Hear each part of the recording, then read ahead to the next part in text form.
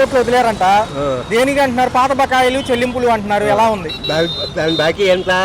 25,000 కోట్లు. ఓకే, దాంట్లో కూడా సగం కూడా 32,000 కోట్లు. 32,000 కోట్లలో 6,200 వదిలేరు. పేపర్ నేను చూసాను, నా జేబులో పేపర్ ఉంది. మరి అవి ఎవడే పొందుతారు, ఎంత పొందుతారు? పథకాల వైపు చూస్తే ఏమీ వదలలేదు. ఎందుకని? పథకాల గురించి ఏమి చెప్పట్లేదు, పాత బకాయిలే అంటున్నారు. ఇప్పుడు ఎమ్మెల్యేని పెడుతున్నాడు, ఓట్లు కొనడానికి పెట్టాడు, ఆ బకాయిలన్నీ తీర్చుకుంటున్నాడు. ఆ డబ్బు ఇటు మలిపాడు. చంద్రబాబు తప్పులేదు.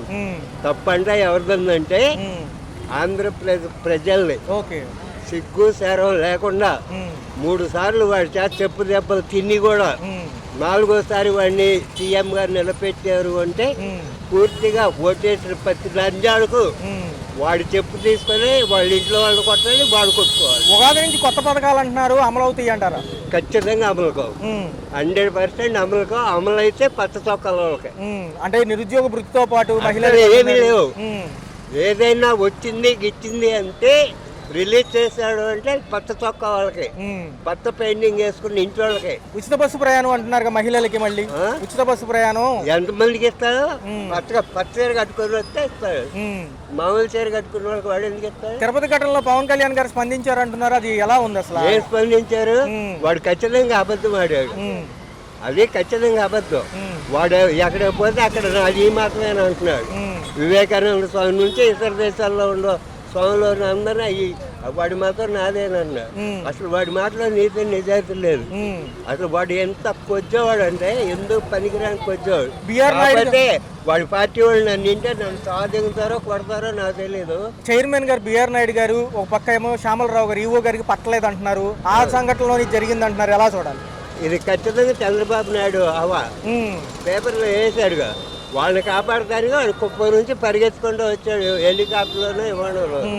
అంతే తప్ప జనం మీద ప్రేమతో కాదు. పవన్ కళ్యాణ్ ఏమంటాడంటే 15 ఏళ్ళు కూటమిలో ఉందాం అనుకుంటున్నాను, కానీ అధికారులు సపోర్ట్ చేయట్లేదు అంటున్నాడు. ఉంటాడా వెళ్ళిపోతాడు?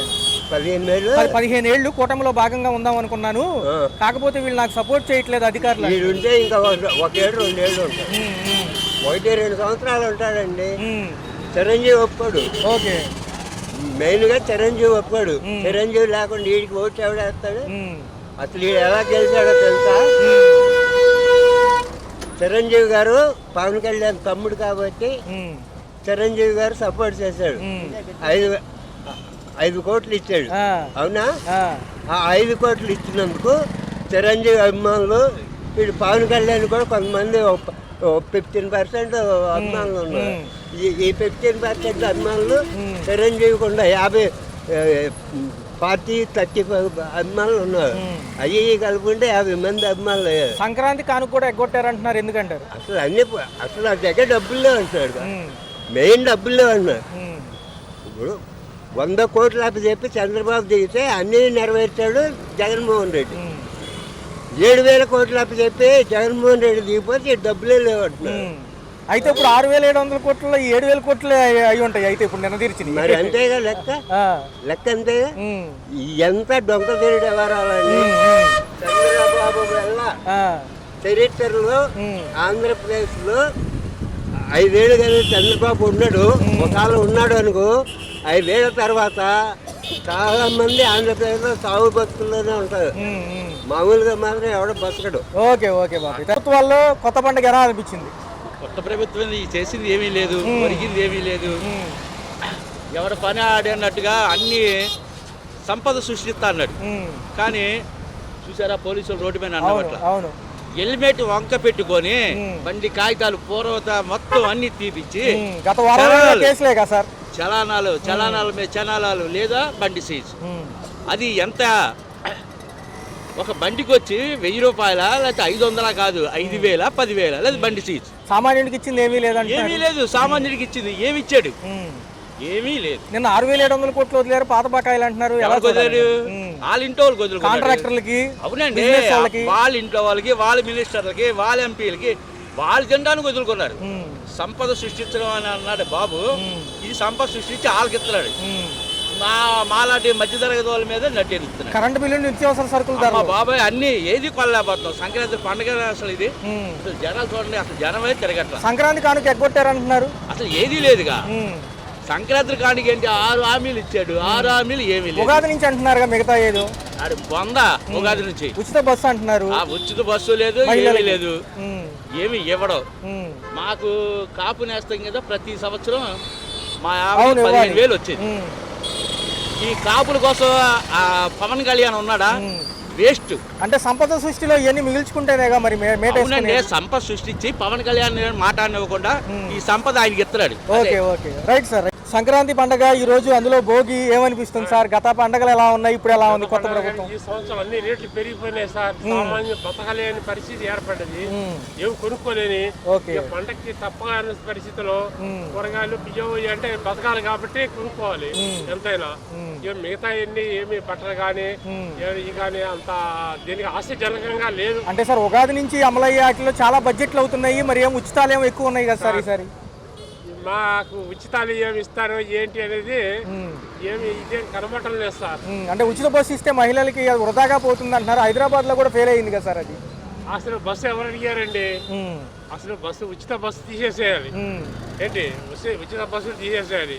కానీ పెన్షన్లు కట్ చేయకూడదండి. పేదవాళ్ళకి పెన్షన్ ఇవ్వాలి, ఇచ్చి తీరాల్సిందే. వయో వృద్ధులకి వాళ్ళకి ఇంటింటికి తీసుకొచ్చి ఇవ్వాలి సార్. చూసుకుంటే ఒక పక్క ఈ పథకాల్లో భాగంగా తల్లికి వందనం కానివ్వండి, పిల్లలకి 15,000 కానివ్వండి, ఇవన్నీ చాలా బడ్జెట్లు అవుతున్నాయి. నిన్న 6,700 కోట్లు వదిలేరు. అవి కట్ చేసినా ఈ స్కూళ్ళలో ఇంగ్లీష్ మీడియం కంపల్సరీగా ఉండాలి సార్. ఆ ఇంగ్లీష్ మీడియం ఉంటే గానీ పిల్లలు, పేద పిల్లలు ఎక్కడ ఉద్యోగాలు వస్తే అవకాశం ఉంటుంది. ఇంగ్లీష్ మీడియంలో చదవకపోతే తెలుగు వృధా సార్.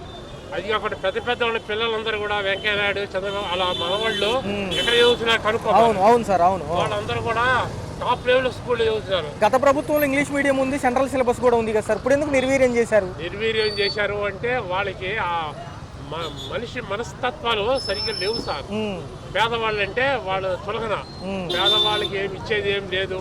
పేదవాళ్ళు అంటేనే మొట్టమొదటి నుంచి కూడా వాళ్ళకి పేదవాళ్ళు. మొన్న తిరుపతి ఘటన కూడా దాన్ని కూడా పక్కకు తోసేశారు. నష్టపరిహారం కూడా సరిగ్గా అందలేదు అంటున్నారు. లేదు, ఇవ్వలేదు, ఇవ్వరు కూడా. వాళ్ళు ఏదో తప్పించుకుంటున్నారు సార్. పైన ఉన్న సమన్వయం లేదు. బిఆర్ నాయుడు గారికి, చైర్మన్ గారికి, యుఓ గారికి అని మీడియా ముఖంగా తెలిసింది. ఏనాడైనా ప్రజాసేవలో ఉన్నారు సార్? ప్రజాసేవలో ఏనాడు లేరు. వాళ్ళు ఏ మాత్రం కించెత్తు ఉంచడంలా. అదే వాళ్ళ ఇంట్లో పిల్లలు వచ్చి దీంట్లో తిరుపతి తోపులాటలో తెచ్చారనుకోండి, ఏమైనా మాట్లాడతారా? వాళ్ళు ఇలానే మాట్లాడతారా ఏంటి? వాళ్ళ మనవాళ్ళు, వాళ్ళ కొడుకులు తెచ్చారనుకోండి, ఇలానే మాట్లాడతారా? 27 నుంచి కూడా జగన్ గారు లేదా వచ్చే నెల 1 నుంచి కూడా ప్రజల్లోకి వస్తానంటున్నారు సార్. ఎలా ఉంటుంది మరి? ప్రజలు రావాలి. ఆయన ఇదివరకు చూసాము, ఆయన బాగానే ఉంది. ప్రజలకి సేవ చేశారు. ఎంత పేదవాళ్ళకి ఎంతకంత పెన్షన్లు ఇచ్చారు, ఎంత వచ్చిన అడిగిన అందరికీ ఇచ్చారు. ఇప్పుడే పెన్షన్లు కట్ చేసేస్తున్నారు. అది కట్ చేయడం వల్ల ఏంటి, ఏదో కొంతమందికి అనర్హులకి కొంతమందికి వచ్చి ఉండొచ్చు, కానీ ఎక్కువ భాగం అర్హులే పెన్షన్లు. వాళ్ళకి ఇవ్వడం అనేది ఏదో ఒక 1000 రూపాయలు పెంచి మిగతా వాళ్ళకి కట్ చేయడం మంచిది కాదు. ఏంటి, ఈ స్కూళ్ళ మటుకి ఉండాల్సిందే. అమ్మఒడి తగ్గి లేకపోయినా పర్వాలేదు, కానీ ఇంగ్లీష్ మీడియం ఉండాలి. గవర్నమెంట్ హాస్పిటల్స్ లో ఫుల్ మందులు ఉండాలి. ఆరోగ్యశ్రీ నిర్వీర్యం అయిపోయింది సార్. ప్రైవేట్ హాస్పిటల్ ఎలా చూడాలి? ఆరోగ్యశ్రీ కాకపోతే అయిపోయినట్టే, ఇంకేముంది? ఆరోగ్యశ్రీ అనేది మెయిన్. దానికి బీమా పథకం యాడ్ చేస్తున్నారంటున్నారు. అంత వేస్ట్ సార్, అంత బోగస్. బీమా పథకం అనేది మోసం. బీమా పథకం ఆరోగ్య పథకం ఉండొచ్చు కదా, దాన్ని ఎందుకు తీసేశారు? ఆరోగ్యశ్రీ అందరూ పెట్టుకున్నారు, దాన్ని తీసేశారంటే వాళ్ళకి ప్రజల ఏందో సరైన ఇది లేదు సార్. ఎందుకంటే ఆరోగ్యశ్రీ మధ్యతరగతి పేద, ఇప్పుడు 80% మధ్యతరగతి ఏంటి, మధ్యతరగతి వాళ్ళు పేదవాళ్ళే ఉన్నారు 80% అండి. 20% గొప్ప వాళ్ళు, బాగా బలిసిన వాళ్ళు ఉన్నారండి. వాళ్ళకి డబ్బు ఎలాగ సంపాదించి అలా సంపాదిస్తారు. వాళ్ళకి ఏం బాధలు, వాళ్ళకి అసలు ఇంట్లో సంబంధం లేదు.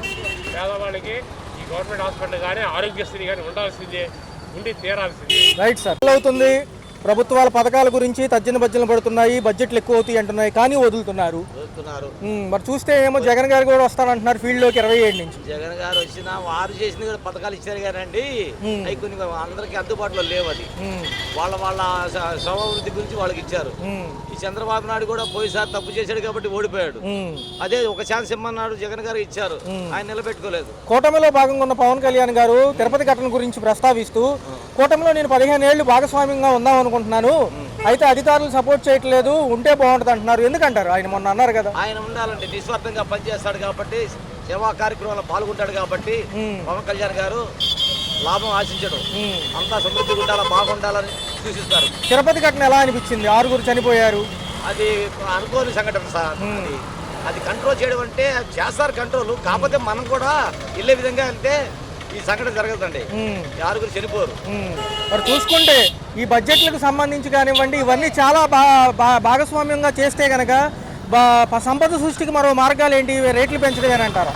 రేట్లు పెంచడం ఒకటండి. ఇప్పుడు ఇంటింటికి పంపులు వేస్తున్నారు. ఇంటింటికి పంపులు వేస్తే పంపుకి 5,000 6,000 తీసుకుంటారు. ఈ లాభాలు వస్తాయి. కూరగాయల రేట్లు మామూలు మీకు తెలియదు ఏముంది, తగ్గుతుంటాయి పెరుగుతుంటాయి.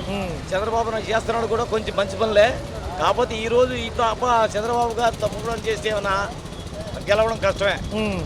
ఇప్పటి వరకు 7 నెలల వరకు పర్వాలేదండి, అందరికి సమృద్ధిగా ఉంది, అన్ని సమకూరుస్తున్నారు. అంటే బడ్జెట్లు ఎక్కువ ఉంటాయి కదా, మనకి ఇచ్చే అమరావతికి అప్పు కానివ్వండి, పోలవరంకి అప్పు కానివ్వండి, కేంద్రం మనల్ని వాడుకుంటుంది కానీ ఎక్కువ సమాధానం చెప్పట్లేదు. కేంద్రం ఇస్తుందండి. పవన్ కళ్యాణ్ గారు ఉన్నారు, మీకు ఏం భయలే, కేంద్రం ఫుల్ సపోర్ట్. విశాఖపట్నం ఉక్కు పరిశ్రమకి క్లియర్ అయిపోయింది అంతా అన్నారు, కానీ ఇప్పుడు చూస్తేనేమో ఏదైతే వాలంటరీ రిటైర్మెంట్ ప్రకటించారంటున్నారు. కొంచెం టైం పట్టుద్దండి, అది టైం పట్టుద్దండి. మొన్న వచ్చారు మోడీ గారు, ఏమి చెప్పలేదు ఎందుకు దాని గురించి? ఏం చెప్పలేదంటే వెనక ముందు ఆలోచించుకొని మాట్లాడాలి వాళ్ళు రాజకీయ నాయకులు. కాకపోతే తద్దిన పడుతున్నారు, అది త్వరలో అవ్వచ్చు. ఓకే, అది. సో 4 ఏళ్ళు ఎలా ఉండబోతుంది? ఈ 4 ఏళ్ళు బాగుంటుందండి. ఈ విధంగా వెళ్తే 4 ఏళ్ళు బాగుంటుంది. సంక్రాంతి కానుక ఇవ్వలేదు అంటున్నారు చాలా మంది, ఎందుకంటారు? ఏమండి ప్రతి కానుకలు ఇచ్చేది ఎక్కడిస్తారండి కానుకలు? సంక్రాంతి కానుక ఏంటండి, పండుగ చేసుకునేది మనం. ఓకే, మన డబ్బే కదా ఆయన ఇచ్చేది, ఆయన అడగకూడదు. సంక్రాంతి కానుక, దసరా కానుక, ఈ కానుకలు అడగకూడదండి. ఎప్పుడైతే మానేస్తారో అందరు బాగుంటారు, ఓకే, ఉంటారు. పండుగ అయినప్పటికీ అన్ని పండుగలతో చూసినా కొత్త ప్రభుత్వాలు కొత్త పథకాలు చెప్పాయి. ఉగాది నుంచి ఇస్తానంటున్నాయి. ఉచిత మహిళా బస్సు పథకం ఎంతవరకు ఉపయోగపడుతుంది? ఉగాది నుంచి ఇస్తామంటున్నారు మహిళలకి. చాలా ఉపయోగపడచ్చు, బట్ నాకు పెద్ద జనరల్ నాలెడ్జ్ లేదు. పొలిటికల్ గురించి అడిగితే anything free is useful. 7 months అవుతుంది ప్రభుత్వాలు వచ్చి, ఎలా అనిపిస్తున్నాయి? అనేక బడ్జెట్లతో పాటు ఈసారి అభివృద్ధి, అమరావతి, పోలవరం, ఐటీ సెక్టర్ కూడా అలాగే అవుతున్నాయి. దానికి మించి పథకాలు కూడా అలాగే వస్తున్నాయి. వాళ్ళు కొత్త, మేము కొత్త, so getting used to each other. మరి జగన్ గారు 27 నుంచి పాదయాత్రగా మళ్ళీ వస్తామంటున్నారు, ప్రజల్లోకి మంచిదేనంటారా? ఐ డోంట్ నో, నేను ఇంకా I'm just 20. So maybe you should ask someone more experience. మరి ఫీజు రియంబర్స్మెంట్ కి సంబంధించి నిన్న కూడా నిధులు విడుదల చేశారు. ఎవరైతే ఉన్నారో విద్యార్థులకు మంచిదేనంటారా? ఏదైతే ఫీజు రియంబర్స్మెంట్స్ ఉంటాయో స్కాలర్షిప్స్ మీద, వీటి మీద ఈ ప్రభుత్వాలు. మేము రైల్వే ఎంప్లాయీస్, మాకు ఫీజు రీయింబర్స్మెంట్ రైల్వే చూసుకునేది. గతంలో 9 పథకాలు ఉండేవి, ఇప్పుడు 6 పథకాలు. మీకు ఎలా అనిపిస్తుంది? ఇవన్నీ చేస్తే లోటు బడ్జెట్లోకి వెళ్ళదంటారా ప్రభుత్వాలు? Sorry, I don't know. మరేంటి విశాఖపట్నం, అమరావతి డెవలప్మెంట్ ఎలా కోరుకుంటున్నారు? వైజాగ్లోకి మెట్రో వస్తుందంట కదా, it's a good thing. So ఇక్కడ కూడా ఐటీ సెక్టార్తో పాటు ఇండస్ట్రియల్ సెక్టార్ ఉంటే ఉద్యోగాలు దొరుకుతాయి అంటారా? ఆబ్వియస్ కదా, ఇండస్ట్రీస్ డెవలప్ అయితే వస్తాయి కదా. సో మీకు నచ్చిన నాయకులు ఎవరు, చంద్రబాబు, జగన్ అంటే? చంద్రబాబు. ఓకే.